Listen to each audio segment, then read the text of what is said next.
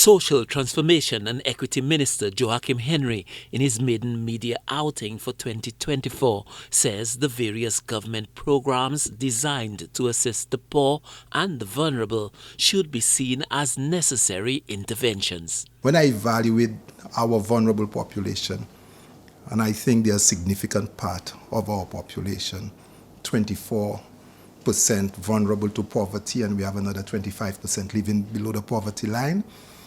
And I really pay attention to what has happened over the years.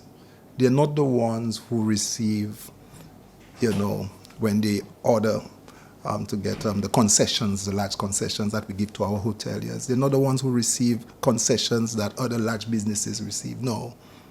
And these people who receive those concessions, they depend on the concessions to continue to run the business.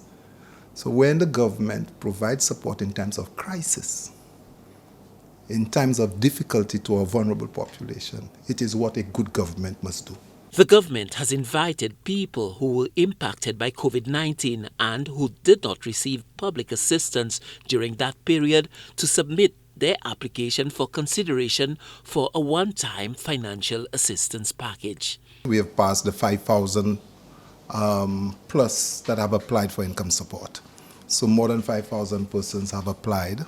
The total amount to benefit out of the income support is for 4,900 thereabout, just shy, but we have surpassed.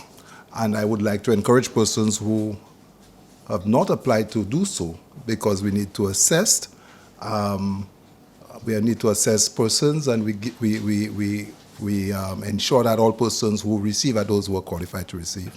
The Equity and Social Transformation Minister is welcoming the soon-to-be introduced prepaid plan for LUCELEC customers. This would facilitate the better management of the use of electricity while putting an end to the painful and costly practice of disconnections. The LUCELEC department has given the undertaking that 2024 we will see the rollout of the prepaid electricity platform for vulnerable population that would allow it will sort of discontinue disconnection in the way that is being done. And that is one of the benefits of it, and allow persons to utilize the electricity because they can see it's going down in a way that they can manage well. The government and the St. Lucian society in general can ill afford to ignore the plight of the poor and the disadvantaged sectors of the population. The data is dire, with 25% of St. Lucians living below the poverty line and a further 24% deemed vulnerable.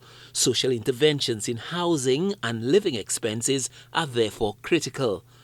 Moving people from below the poverty line to a point of financial independence is a challenge for governments the world over. In the case of St. Lucia, with about half of the population in need of assistance, the government's task is daunting. Stanley Lucien for the HCS News Force.